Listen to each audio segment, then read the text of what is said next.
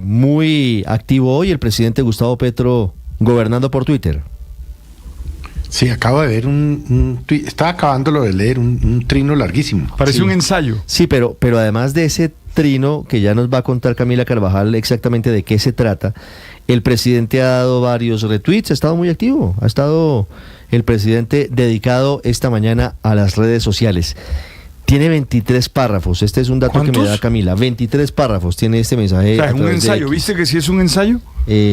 Mezcla la marcha del domingo con los intentos que él dice que hay para sacarlo del poder, con las investigaciones que se adelantan por posibles irregularidades en la financiación de su campaña, con las inquietudes que hay sobre si va a entregar o no el poder el 7 de agosto del 2026, con el caso de su hijo Nicolás Petro, es decir, todos los tormentos del presidente Gustavo Petro resumidos en un mensaje en la red social X, antes Twitter. Camila Carvajal. Sí, señor Ricardo, ustedes tienen razón. Van hasta ahora 5 retweets en la cuenta oficial del presidente de Colombia, Gustavo Petro, y un trino, uno solo. Lo que pasa es que ese tiene 23 párrafos y resume o tiene pronunciamientos alrededor de muchos temas. Si le parece, por partes, voy a intentar contárselo a usted y a los oyentes.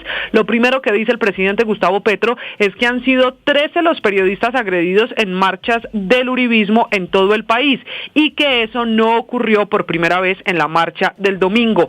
Se abona al presidente que en esta marcha del domingo su gobierno permitió que la oposición hiciera una, comillas, libre expresión, sin gases ni ojos destruidos, dispuestos a defender incluso a su líder de la justicia internacional. Los invitamos a trabajar con nosotros la paz. Los invitamos todos los días a discutir los proyectos de ley. También dice en este mensaje el presidente Gustavo Petro que la respuesta de quienes salieron a marchar a la calle y que él ha invitado a dialogar siempre ha sido romper de manera permanente el debate en el Congreso y llenar de odio a la gente con mentiras y comenzar a construir el golpe. El presidente Gustavo Petro insiste en este mensaje que quienes salieron a marchar están orquestados por quienes quieren construir un golpe, tumbar su gobierno.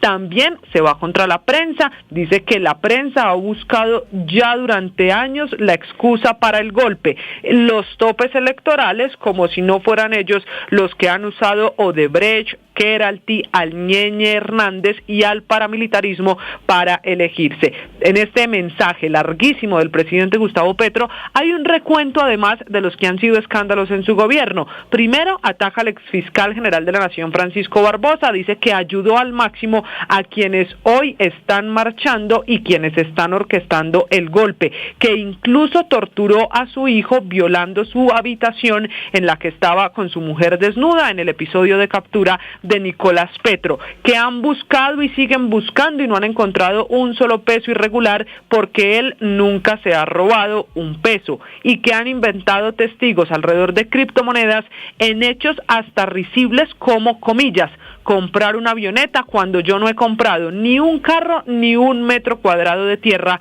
escribió el presidente. Una y otra vez se estrellan, pero su objetivo es claro: buscan una excusa para tumbar al presidente de la República porque defiende a los trabajadores, campesinos, indígenas, las regiones excluidas y al barrio pobre. Finalmente, en estos 23 párrafos, el presidente Gustavo Petro, Ricardo, hace una invitación a la marcha, la que viene el próximo miércoles 1 de mayo. Dice que es momento de salir a la calle, porque el gobierno va a seguir insistiendo en el cambio. Estamos viviendo una era interesante. Creyeron que el cambio era mentira. No les gusta que no vaya a los clubes de los poderosos a vender el erario por migajas. Yo aquí estaré hasta agosto del 2026, pero el mandato popular me llevará a no estar ni un día menos. Después la historia juzgará. Que hable la cultura sobre la mentira, la grosería y la ignorancia este 1 de mayo, que sea la gran caminata alegre de la gente que trabaja y estudia, que sueña y hace. En este 1 de mayo tampoco habrá gases ni golpes ni morirá nadie como sucedía antes. Por último, el presidente Gustavo Petro dice que el 1 de mayo no solo tiene que llenarse de paz, de alegría y de justicia, sino que las marchas del trabajo siempre tendrán que ser una marcha de verdad, dice el presidente Gustavo Petro. Camila, gracias. 9:32, en el mismo tono de superioridad moral del presidente Petro, dice que el domingo habló el odio y que en su marcha hablará el amor, y dice que el domingo habló la mentira, la grosería y la ignorancia. Hágame el favor. Pero y que el 1 de mayo, y que el 1 de mayo habla la cultura. Si bien Ricardo, ¿no? Hágame el favor. Muy ardido con las marchas. El presidente, hágame el favor. Si bien el presidente siempre, digamos, en estos larguísimos mensajes es hasta contradictorio, yo lo que veo aquí es un presidente sacando una banderita blanca, porque su primera reacción el domingo después de las marchas fue muy desafortunada.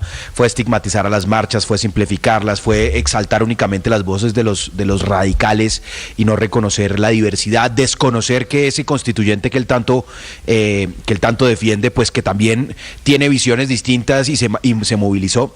Y aquí en este mensaje, que como lo digo es muy extenso y de pronto por eso es tan difícil comunicar así, el presidente para este tipo de cosas debería utilizar las alocuciones presidenciales en vez de malgastarlas con refritos de sus discursos, para que la gente entienda qué es lo que quiere decir. Destaco primero que quizá el principal temor y algo que ha estado avivando la extrema derecha es la idea de que el presidente se quiere quedar en el poder, y por supuesto él contribuyó no poquito cuando se puso también a hablar de constituyente. Pues aquí de frente vuelve y dice: yo no me voy a quedar más allá de agosto del 2026. Lo segundo es que dice: vamos a hablar, digamos, una y otra vez, voy a buscar la frase, pero es básicamente vuelve a tender una puerta a el diálogo frente a las reformas. Dice en su mensaje que está dispuesto a escuchar, pero propuestas concretas. Estoy dispuesto a escuchar. Eso ya ha pasado.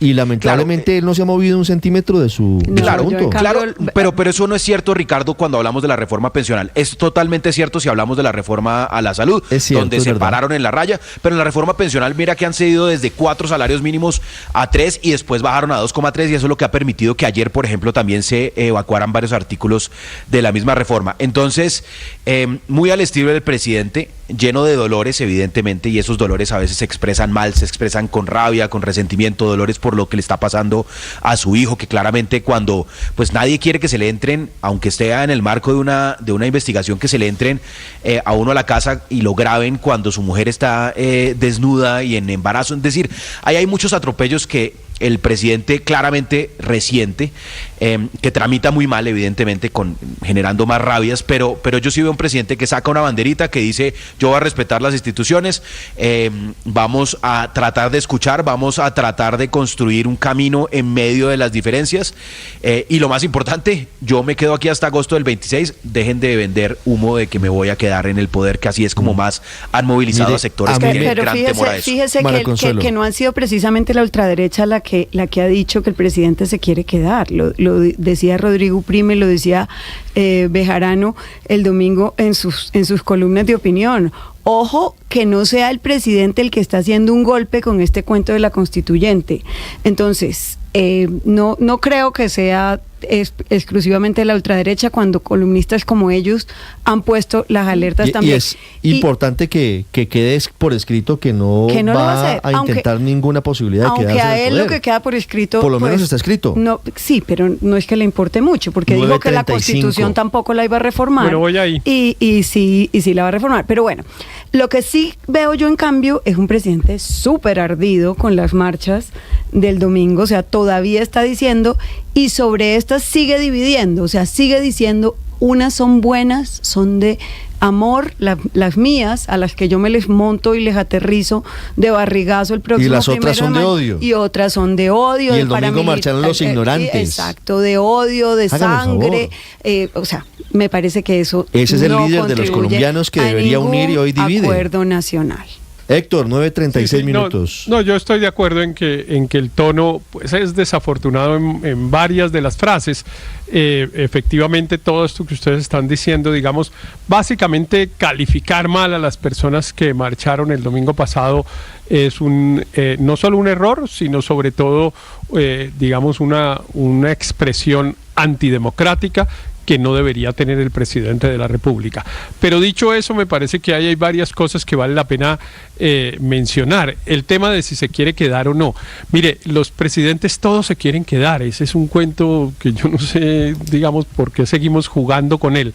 Eso, digamos, el Estado liberal clásico se lo inventaron por eso, precisamente, porque había la evidencia de que las personas que llegan al poder, todas quieren dos cosas: una, quedarse en el poder, y dos, abusar de él. Y todo el sistema de controles y todo ese enjambre institucional que además ha ido creciendo a través de los tiempos, es para evitar que esas dos cosas pasen. Entonces, que un presidente se quiera quedar no basta con que diga o no, sino si el sistema se lo permite. Y yo siempre he confiado en que el sistema institucional colombiano pues no lo permite. Recientemente tuvimos un presidente que se quiso quedar abusivamente en el poder, el expresidente Uribe, y el sistema institucional no se lo permitió. Y ese presidente era un presidente que, a diferencia de este, tenía, por ejemplo, una favorabilidad altísima, un apoyo ciudadano muy alto y mucho de eso que llaman los factores de poder a su favor. Y ni aún un presidente tan poderoso, que además tenía una mayoría muy grande en el Congreso de la República, logró abusar del poder para quedarse indefinidamente como quería. Entonces, ese fantasma que sacan de cuando en cuando, pues es un fantasma que realmente no debería asustar a nadie, porque pues el remedio está suficientemente diseñado desde hace más de 200 años. Con su idea constituyente, ¿no? Ese fantasma no lo agitó aquí nadie distinto al presidente, que de la manga saca una idea de una asamblea constituyente que sabía que era el mayor temor de un sector de la sociedad colombiana para empezar a provocar las reacciones que ha tenido. Los opositores del presidente quisieron coger esas expresiones para darles unas consecuencias que desde el principio hemos dicho que eso no tiene. No hay proceso constituyente, no hay convocada ninguna constituyente. El presidente no tiene ninguna capacidad de convocar de reformar la Constitución para ampliar su periodo. O sea, estamos hablando de unas cosas que no son reales. Y yo entiendo que para hacer oposición, para generar incertidumbre, que es la consigna de la oposición en Colombia, pues lo repitamos y lo digamos y tal, para que la gente tenga miedo. Ayer una persona pero el mismo argumento se podría aplicar, un profesional, me reenvió un audio en el que otra lo alarmaba con esa idea. Y eso muestra que claro que los miedos se van generando, pero son miedos totalmente infundados y sobre todo irrespetuosos con el sistema institucional colombiano, Ricardo, que es suficientemente fuerte para evitar eso. Déjeme decir tres cosas. Uno, voy a leer lo que a mí me llama la atención del Trino, más allá de todo lo que ustedes han analizado. Uno, que sugiere que su gobierno ha defendido al expresidente Álvaro Uribe de la justicia internacional. Lea el segundo párrafo. Luego, que la violación de los topes electorales es una excusa para darle el golpe de Estado. Y dice que como ya había ocurrido, entonces tendría que pasarse por alto en su caso. Entonces cita aquí supuestamente Keralty, algo que está en discusión porque eso no se ha aprobado y ya hemos dicho que es una empresa colombiana y ha financiado a los partidos, lo cual no es ilegal. El caso de Odebrecht, el caso de Ñeñe Política y demás. Entonces, él trae los casos en los que se han violado supuestamente los topes para decir por qué en estos casos no se investigó y sí se investiga en mi caso. Habla de los allanamientos al abuso y a FECODE. Habla de supuestos testigos inventados en el caso de las criptomonedas.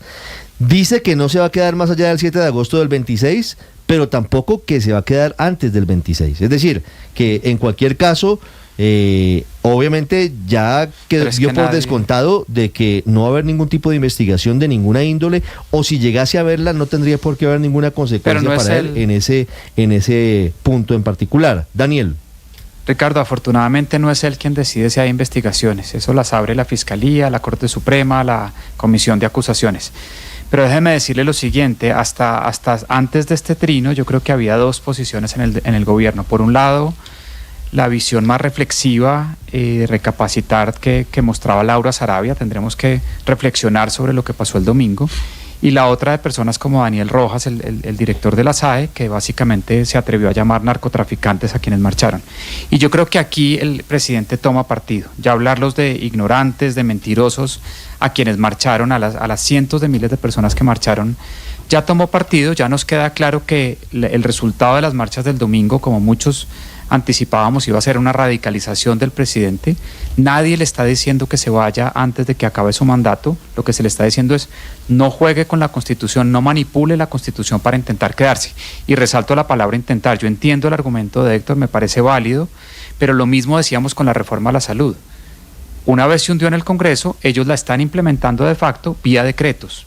Entonces, no es un gobierno que respete las normas, las reglas del juego, donde si el Congreso hunde la reforma a la salud no se hace. No, la está haciendo vía otros caminos y está acabando con el sistema de salud. Ese es el miedo, Héctor, que tenemos muchos colombianos, que intente, no sé si lo va a lograr o no, porque hay unas reglas institucionales y hay una separación de poderes que le puede impedir hacer eso, pero lleva al país a una situación de inestabilidad institucional muy delicada, y ese es déjeme expresarlo, ese es el miedo que tenemos muchos colombianos, de que violando las normas, trate de quedarse. Llegan los deportes, llegan las noticias. Esas normas, sí, muy breve, yo coincido, que pocas veces coincido con el profesor Héctor Riveros.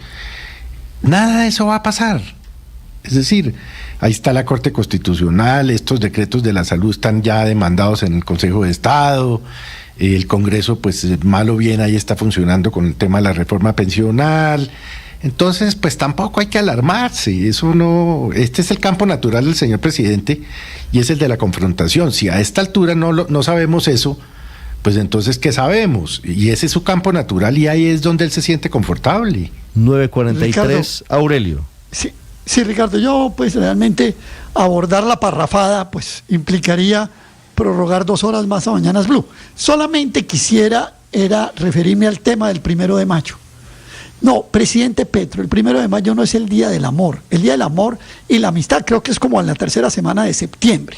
El 1 de mayo es el Día de la clase obrera, es el Día del proletariado, es el Día internacional en el que se unen los brazos en el mundo entero de aquellos que venden su fuerza de trabajo para poder vivir. Es el día en que esa clase plantea una serie de reivindicaciones, plantea unas estrategias generales para sacar al mundo del caos donde está. No nos venga a manipular con que el 1 de mayo es el Día del Amor. No, este no es el Día del Amor. Es que ya, fíjese, le dieron la patica a las centrales obreras y ya pasó, como decía Marx, un personaje, Luis Napoleón Bonaparte, ya Petro ensilló encima del movimiento obrero. Ya nos volvió el 1 de mayo el Día del Amor. No, ese no es el Día del Amor. 9:44, ya regresamos en Mañanas Blue. Estás escuchando Blue Radio.